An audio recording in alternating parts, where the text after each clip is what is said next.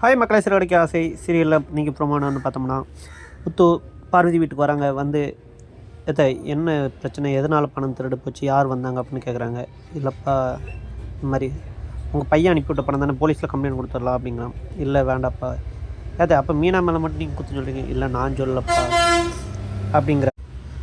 தெரியும் எங்கள் அம்மா தான் இதெல்லாம் பண்ணியிருப்பாங்கன்னு அப்படின்னு முத்து சொல்கிறப்ப, உங்கள் பணம் தானே கேஷ் கொடுத்துடலாம். இல்லைப்பா, இது வக்கீல் உங்கள் அம்மாவுக்கு கொடுத்த பணம்.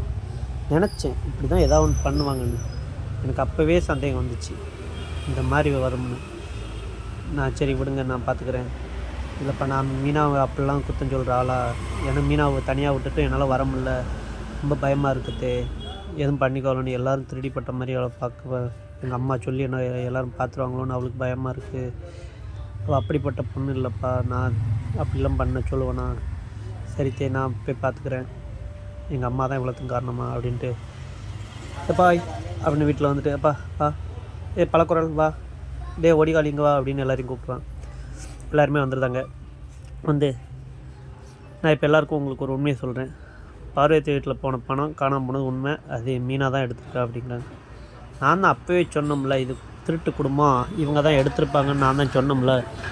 இவர் தான் தூக்கி வச்சு அப்படிலாம் பண்ண மாட்டாங்கன்னு மெச்சினார் அப்படின்ட்டு எல்லோரும் பண்ணையில் ரோகிணி திடுக்குன்னு அவளுக்கு. அது என்னது, நமக்கு அப்படி இது நம்மளாம் எடுத்தோம், எப்படி இது ஏதோ ஒரு ட்விஸ்ட் இருக்குது, மனோஜ் எதோ சொல்ல வரோம், நீ சும்மா அறி அப்படின்ட்டு மனோஜ் ரோகிணி இது பண்ணிடுவாங்க. முத்து சொல்கிறோம், ஆனால் அப்போ வச்சு நம்மளை திருட்டு குடும்பம். மீனா உடனே ஆள ஆரம்பிச்சாங்க. நீ சும்மா இருறா அப்படின்னு நம்மளை பிடிச்சி முத்து திட்டார். எனக்கு தெரியும்டா, உழைச்சி சம்பாதிக்கிறோம், யாரும் ஏமாற்றி சம்பாதிக்க மாட்டா அப்படின்னு அண்ணாமலை டலாக் பேசுகிறாங்க. ரோஹிணி இதில் என்னமோ குழப்பத்தை ஏற்படுத்துகிறா அப்படின்ட்டு ரோஹிணிக்கு தெரிஞ்சிடும். இது நம்மளை தான் சொல்கிறா போராடணும்னு நினச்சிக்கிட்டு இருப்பா. மீனா ஒரு பக்கம் அழுக ஆரம்பிச்சிருவாங்க. இருப்பா பொறுமை, அப்படிலாம் பண்ணல இவங்க தம்பி திருடும்போது எனக்கு தெரியும், இவங்க குடும்பமே திருட்டு குடும்பம். இன்றைக்கி தான் அவனே கரெக்டாக சொல்கிறான், இவன் தான் தலையில் தூக்கி வச்சு கொண்டாடுறான், அவனே இன்றைக்கி தான் கரெக்டாக பேசியிருக்கான் முத்து அப்படின்ட்டு அம்மா இது பண்ணுவான். போலீஸில் கம்ப்ளைண்ட் கொடுத்துருமாப்பா அப்படி இப்படின்னு முத்து மிரட்டிக்கிட்டு இருப்பான். கொடுத்துருவோம் அப்படி இப்படின்னு எல்லாருமே சொல்லிக்கிட்டு இருக்கல. அப்பெல்லாம் கொடுக்க வேண்டாப்பா, இதுக்கு ஏதாவது ஒரு சொல்யூஷன் இருக்கும், பணத்தை கொடுத்து சரி பண்ணிடலாம் அப்படின்ட்டு அவங்க அப்பாட்ட அப்படியே கலாய்க்கிற மாதிரி பேசும்போதே விஜயாவுக்கு தெரிஞ்சு ஏதோ நம்மளை தான் கண்டுபிடிச்சிட்டாங்க அப்படின்ட்டு விஜயாவுக்கு ஸ்ட்ரைக் ஆகும். அப்படியே அமைதியானுவாங்க. அப்பா, இப்போ மீனா தம்பிக்கு 2 லட்ச ரூபா வாங்கிட்டு தான் எங்கள் கேஸியை வாபஸ் வாங்கிடுவாங்க. உங்களுக்கு தெரியுமா அந்த உண்மை? 2 லட்சம் வாங்கிட்டா? ஆமாம், வக்கீலுக்கு நாங்கள் கொடுத்த பணத்துலேருந்து 2 லட்ச ரூபா வாங்கிட்டு தான் எங்கள் கேஸை வாப்பஸ். இவங்க சும்மா என்னமோ பெருந்தன்மையாக கேஸை வாபஸ் வாங்கின மாதிரி பேசுகிறாங்க. அதெல்லாம் கிடையாதுப்பா, எல்லாமே இவங்க பிளான் தான். இந்த திருட்டியும் மீனா மேலே போட்டுட்டு இன்னும் 2 லட்ச ரூபா வாங்கிடலான்னு நினைக்கிறாங்க அப்படின்னு முத்து பிடிச்சி வாட்டுறது விஜயா பிடிச்சி வாட்டி விட்டுருவான்.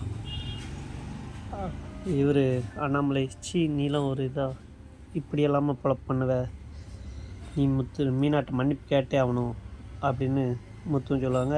அண்ணாமலைன்னு சொல்லுவாங்க. ரோகிணி, அப்போ நம்ம தப்பிச்சோம், நம்மகிட்ட பிரச்சனை வரல அப்படின்னு ரோகிணி நினைப்பாங்க.